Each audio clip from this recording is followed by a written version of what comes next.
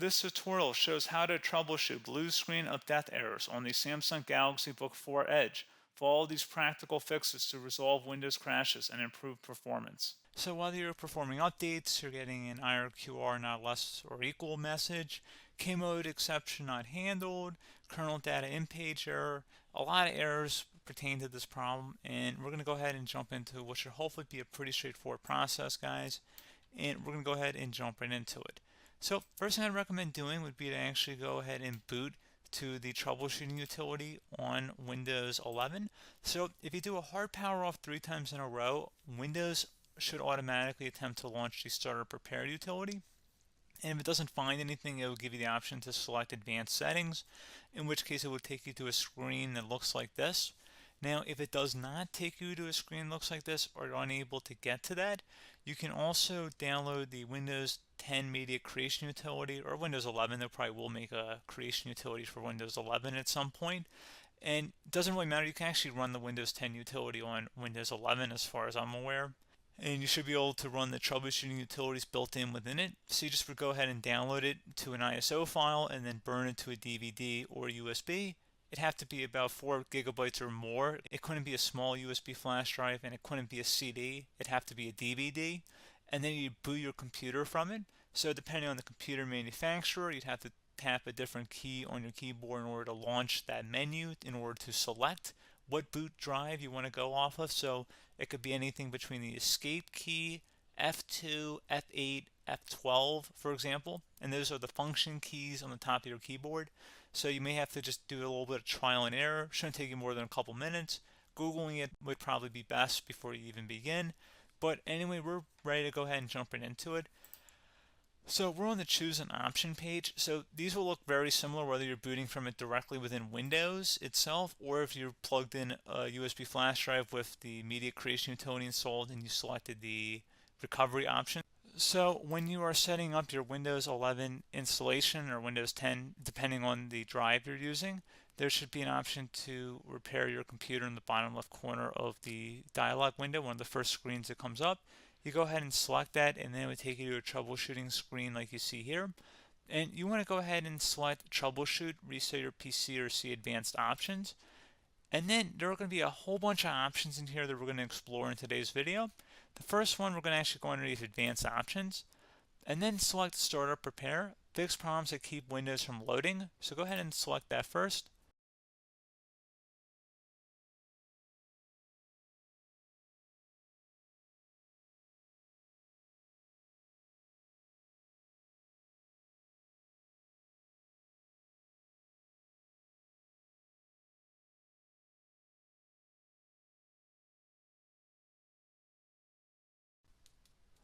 Okay, so you can see it could not repair our PC. That was our first option we could try. Something else, if we go back into advanced options here and then select troubleshoot, we're going to go underneath advanced options again. You can go ahead and actually access safe mode by selecting startup settings.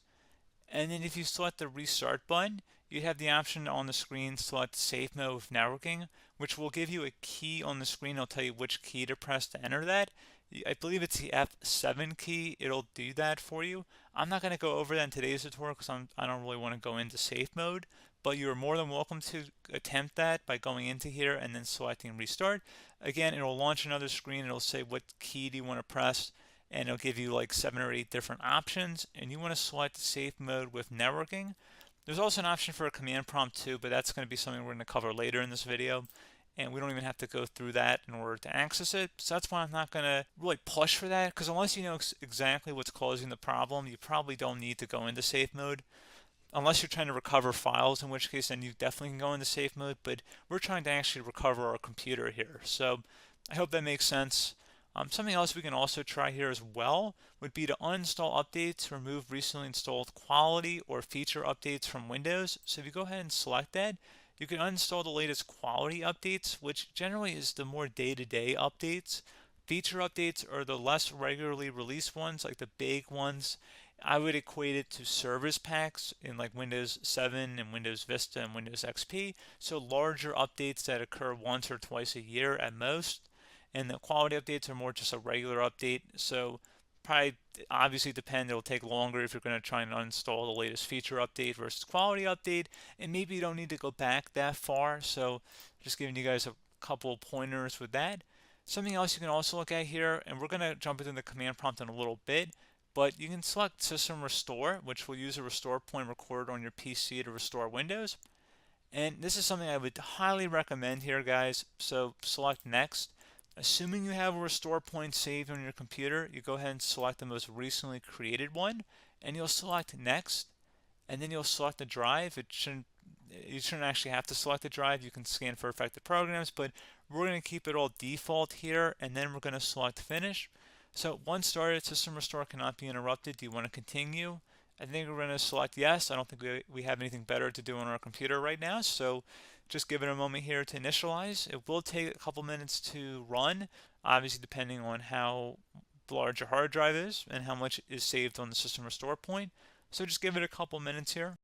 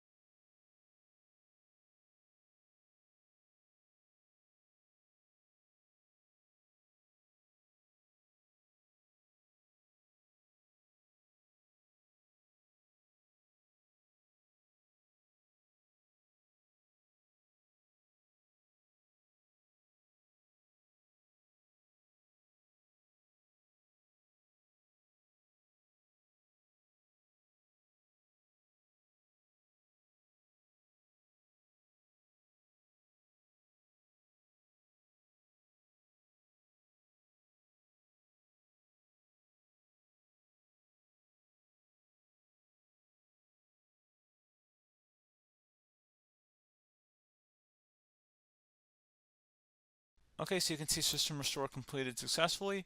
The system has been restored. Your documents have not been affected. Click the Restart button to restart your computer. Go ahead and select Restart.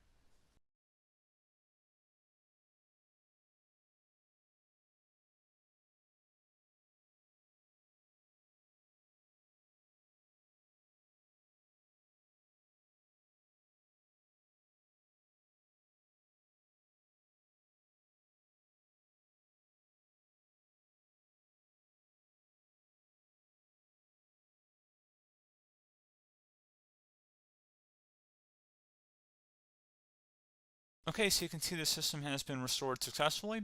We're going to go over a couple different methods in addition to that if that did not work. So I'm just going to pause the video and we're going to start back up on the recovery screen that we started with. Okay, so a couple other things we can try here too. If you go back into troubleshoot, you can select reset your PC, while you choose to keep or remove your personal files and then reinstalls Windows. You can select to keep my files, which will remove apps and settings but keeps your personal files.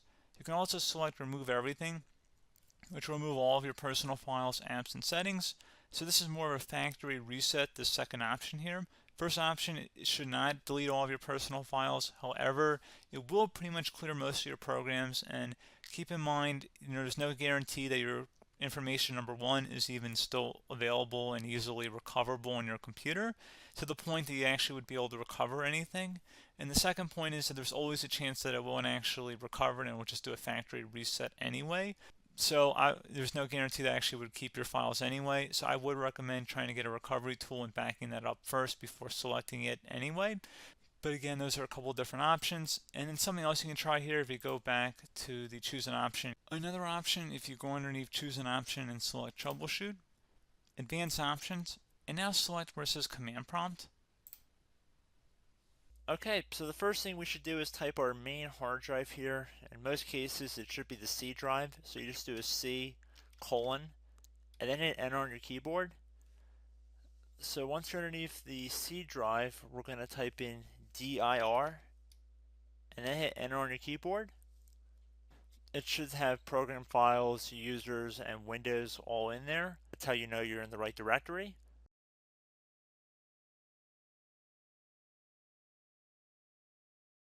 In some cases, it might be the D drive as well, so just keep that in mind.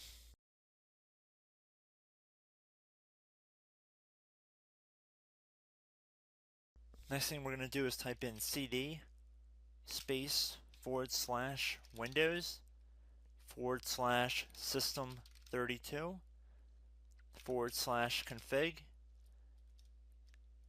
and then you're going to hit enter on your keyboard.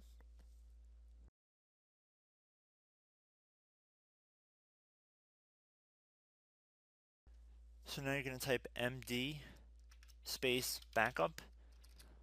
If you've seen other tutorials, it might also say to put down md backup. That's because the backup name is pretty common when you want to back something up. So you can name this whatever you want, doesn't have to be backup. So if you've already made a backup folder in the past, you could do backup 1, for example. So once you're done setting the name you want the backup to be called, hit enter on your keyboard again.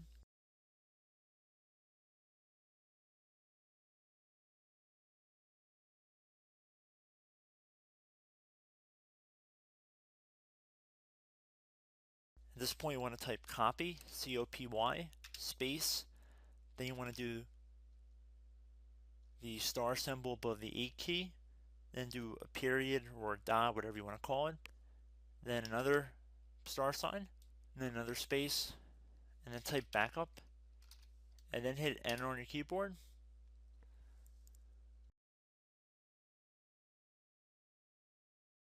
Now you want to type cd reg back, REG BACK, and then hit enter on your keyboard.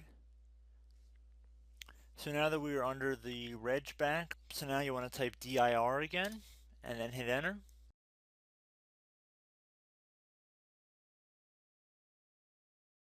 So now at this point we're going to type copy again. So copy, space, star sign, dot, another star sign, space, and then 2 dots. So we're going to type copy, space, star sign, dot, sign, star sign, dot, dot, and then hit enter on your keyboard again. So for overwrite, you want to overwrite all. So type A on your keyboard, so capital A, and then hit enter on your keyboard.